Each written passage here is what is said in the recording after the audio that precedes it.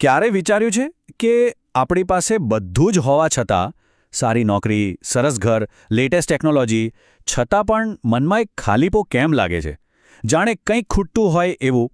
ચાલો આજના સમયના આ સૌથી મોટા સવાલનો જવાબ એક બહુ જ ઊંડાણપૂર્વકના જ્ઞાનના આધારે સમજવાની કોશિશ કરીએ. પણ એ ખૂટતી કડી શું છે એ શોધતા પહેલા એક વાત તો માનવી જ પડશે કે આપણે જે દુનિયામાં જીવીએ છીએ ને એ ખરેખર ચમત્કારોથી ભરેલી છે. પહેલાં એના પર એક નજર કરીએ કે વિજ્ઞાને આપણને ક્યાંથી ક્યાં પહોંચાડી દીધા છે. જરા વિચારો તો, એક સ્વિચ દબાવતા જ અંધારું ગાયબ. હજારો કિલોમીટર દૂર બેઠેલી વ્યક્તિ સાથે આપણે જાણે બાજુમાં બેઠા હોઈએ એમ વાત કરી શકીએ છીએ. જે બીમારીઓ એક સમયે જીવલેણ હતી એનો ઇલાજ આજે શક્ય છે. પ્રેસ, રેડિયો, ટીવીએ તો માહિતીની દુનિયા જ બદલી નાખી. અને ટ્રેન, કાર, વિમાન એણે તો આખી દુનિયાને એક નાનકડા ગામ જેવી બનાવી દીધી છે. આ બધું જ પદાર્થ વિજ્ઞાનની દેન છે, જેણે આપણું જીવન એટલું સુવિધાજનક બનાવ્યું છે જેની કદાચ 100 વર્ષ પહેલાં કલ્પના પણ નહોતી કરી શકાતી. પણ આટલી બધી સગવડોની વચ્ચે ક્યારેક એવું નથી લાગતું કે મનમાં એક અજીબ બેચેની છે? જાણે બધું જ છે પણ શાંતિ નથી. આપણે સુખની પાછળ દોડીએ છીએ પણ સુખ હાથમાં આવતું જ નથી. અને આજ તો આપણા સમયની સૌથી મોટી ગડમથલ છે. એક મોટો વિરોધાભાસ. એક તરફ ભૌતિક સફળતાના પહાડ ચડી રહ્યા છીએ તો બીજી તરફ માનસિક શાંતિની ખીણમાં ઉતરી રહ્યા છીએ. ક્યાંક તો કંઈક ગડબડ થઈ રહી છે, ખરું ને? તમે જુઓ, કાગળ પર તો આપણું જીવન પહેલાં કરતાં ઘણું જ સારું છે. વધુ પૈસા, વધુ સુવિધાઓ, બધું જ છે. પણ આપણું મન, આપણું આંતરિક જગત એકદમ અલગ જ વાર્તા કહી રહ્યું છે.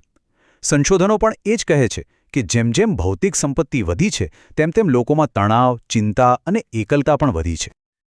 અને આ જે અંદરની અશાંતિ છે ને એના લક્ષણો આપણી આસપાસ સમાજમાં સ્પષ્ટપણે દેખાઈ રહ્યા છે.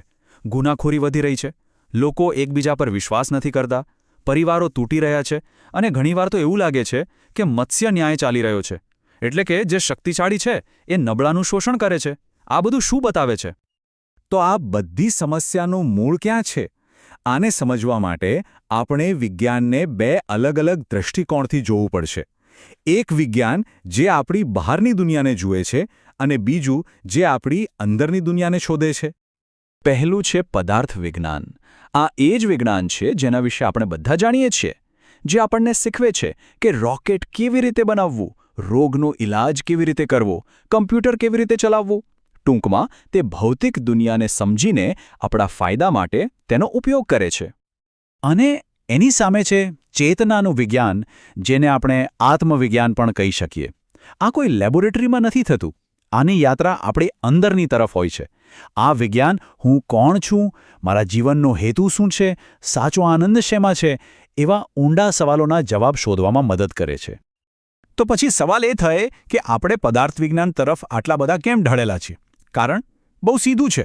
એના પરિણામો તરત જ દેખાય છે, એને સ્પર્શી શકાય છે. નવી ગાડી લાવો, નવો ફોન લો, એનો આનંદ તરત જ મળે છે.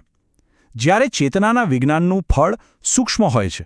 મનની શાંતિ અને સંતોષ દેખાતા નથી, એને અનુભવવા પડે છે. અને એના માટે ધીરજ અને ઊંડાણપૂર્વકના પ્રયત્નની જરૂર પડે છે. એટલે આજે બહારની દુનિયા તરફનું આપણું આકર્ષણ છે એ કોઈ અકસ્માત નથી. એ આપણી પ્રકૃતિમાં જ છે.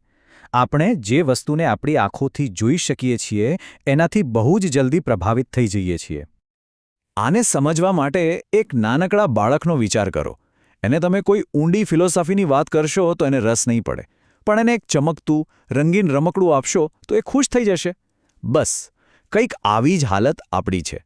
આપણે પણ ભૌતિક જગતની ચમકદમકથી મોહિત થઈ જઈએ છીએ અને આપણી અંદર જે અમૂલ્ય ખજાનો પડેલો છે એને ભૂલી જઈએ છીએ.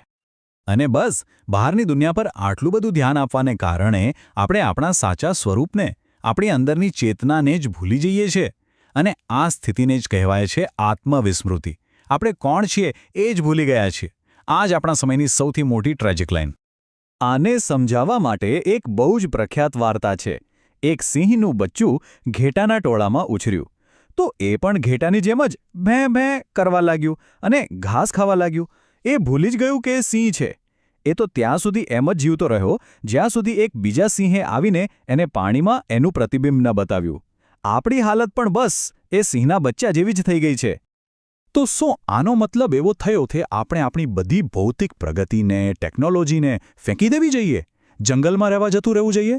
ના, હા, બિલકુલ નહીં. મુદ્દો અહીં ત્યાગનો નથી, મુદ્દો છે સંતુલનનો, બેલેન્સનો. જીવનને એક ગાડા સાથે સરખાવવામાં આવ્યું છે. જેમ ગાડું એક પૈડા પર નથી ચાલી શકતું, એને 2 પૈડા જોઈએ, એ જ રીતે આપણું જીવન પણ ફક્ત ભૌતિક સુખોના એક પૈડા પર આગળ વધી શકતું નથી. તેને સરળતાથી અને આનંદથી ચલાવવા માટે ચેતનાનું, આધ્યાત્મિકતાનું બીજું પૈડું પણ એટલું જ જરૂરી છે. પણ આ સંતુલન આવે ક્યાંથી? એના માટે 2 સાધનોની જરૂર છે. પહેલું છે વિવેક, એટલે કે સાચા ખોટાની, જરૂરી અને બિનજરૂરી વચ્ચેની ભેદ પારખવાની સમજ. અને બીજું છે સંયમ, એટલે કે મન અને ઇન્દ્રિયો પર નિયંત્રણ. વિવેક આપણને સાચો રસ્તો બતાવે છે અને સંયમ આપણને એ રસ્તા પર ચાલવાની શક્તિ આપે છે. હવે જ્યારે વ્યક્તિમાં આ આંતરિક સંતુલન આવે છે ત્યારે શું થાય છે? એની દ્રષ્ટિ જ બદલાઈ જાય છે. એનો હું અને મારું વાળો સ્વાર્થ ઓછો થઈ જાય છે અને એ એક મોટા હેતુ તરફ, સમાજ તરફ જોવાનું શરૂ કરે છે. પછી એને સમજાય છે કે જીવનનો સાચો આનંદ ફક્ત પોતાના માટે જીવવામાં નથી, પણ બીજાના ચહેરા પર સ્મિત લાવવામાં છે. જ્યારે આપણે આપણી અંદરની શક્તિનો ઉપયોગ બીજાના ભલા માટે કરીએ છીએ, ત્યારે જ જીવન ખરા અર્થમાં સાર્થક બને છે. આને જ સેવાધર્મ કહ્યો છે. અને આ સેવા એટલે કોઈ બહુ મોટું કામ કરવું એવું જરૂરી નથી. એનો સીધો અર્થ છે કે આપણા જે પણ સાધનો છે, આપણો સમય, આપણી શક્તિ, આપણી બુદ્ધિ, આપણી કમાણી, એનો એક નિશ્ચિત ભાગ આપણે સમાજના ભલા માટે, લોકમંગલ માટે વાપરીએ. આ કોઈ દયા કે ઉપકાર નથી, પણ એક સંતુલિત જીવન જીવવાની જવાબદારી છે.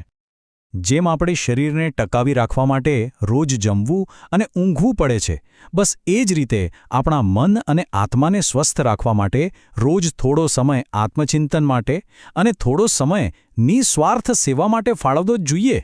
આને કોઈ રવિવારની એક્ટિવિટી નથી બનાવવાની, આને જીવનશૈલી બનાવવાની છે.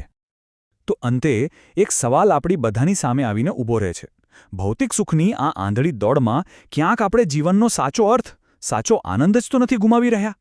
આનો જવાબ કોઈ બીજું નહીં આપે, એ આપણે દરેક જણાએ આપણી અંદર જ શોધવાનો છે.